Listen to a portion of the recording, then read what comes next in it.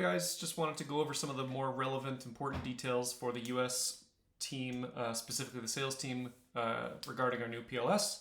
Already gone over this with Fulfillment and done a training with them, so this is for you. First of all, as always, I have to say, please never edit the template. Make sure you're always clicking copy to and putting it in your client folder first. I have a sample file here with some random information added so that we can see it in action. And we'll start here with this sales enter info here tab. We're just going to go over some of the differences from version 2.4 and how to use this new one. We're not going to go over everything, so I want to save your time.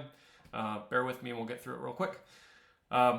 This is mostly the same. Please, I want to mention, type these in specifically and accurately, no typos. We want to make sure that we are labeling our campaigns in Datorama the way that they should come across. Same with the client.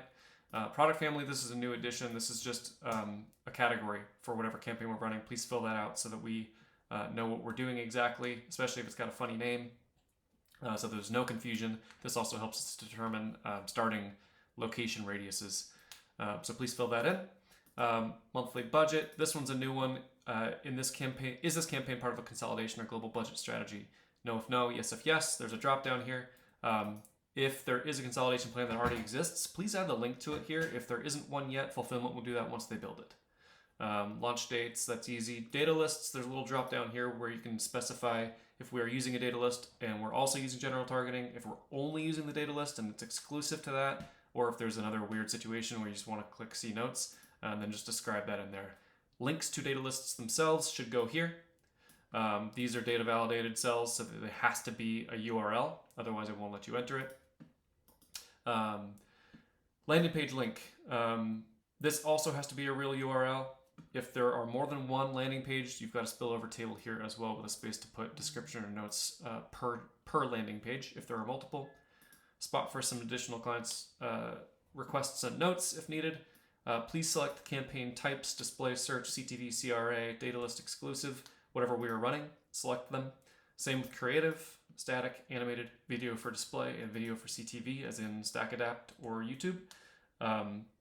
Select those. Most of the time, this is just going to stay as standard. As you know, if there's a situation where we can select demographics and target by them, fill in the notes there. Same with the other columns or rows as well. I'll leave that on standard. Check this box if we need to split budgets or reporting by region so that we can prepare for that, and then add any target locations in this table here. This is what Fulfillment will use to fill in the locations tab later on. Next thing I want to go over, we'll skip over this overview tab because it's exactly the same. Budget calc is a new tab only to be used by Fulfillment. This is where we are calculating and defining our groups and splits and budget spend percentages and things like that. The information in this tab may or may not be complete, may or may not be official. So this is our drawing board. Don't use the numbers in here to check or review anything. Always go to budgets review. This is your tab for viewing budgets. This table down here is the granular data that is built in the budget calc tab that Fulfillment will paste in here. This is also how this is the table that is used to upload data to our ICM to Supernova. This is a easier view for you that only gives you one row per group with the total client budget, impressions, rain budget, and rain daily budget for our most current month. If we have multiple months down here, then there will be a drop down in this cell where you can select it, and that view will overtake the current month view. To get back to the current month, just delete it, and it'll go back to the current month. On the locations tab, the next difference that I want to point out is we've got a status column here. If it's inactive, then you can ignore it. It's not being used anymore. If it's active, it'll be green. There are multiple types of different addresses and location data that we can select. There's a table here or a drop down here, so you can see what each is, and these are our options. The other difference that I want to go over is this special exclusions table. We are no longer listing out every country not the USA, and we are no longer listing out every state that is not being targeted. Those are default exclusions, so we're not listing them in the PLS. The only things that we will list here are additional special exclusions.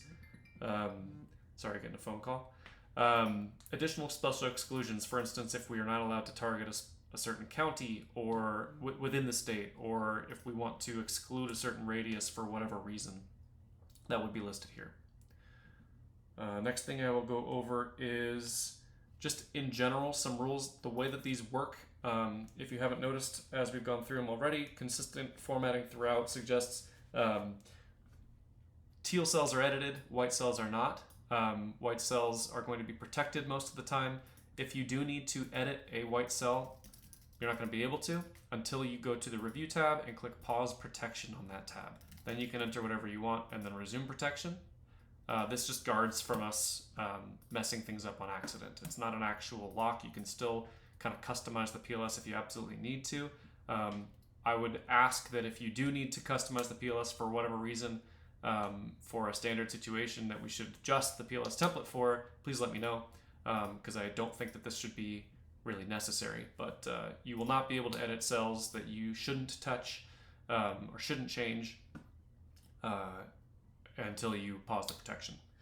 Last thing that I will mention is these yellow cells should never exist. If you do see a yellow cell, it means we have not done our job. It means there's only one person that's looked at it. It has not been reviewed. So please call those out. We need to be disciplined in our approach here. Other than that, I think that's it. I've probably explained too much knowing myself. Sorry for the long video, but we're there. I'm glad to have this finally wrapped up. Thanks. Have a great day.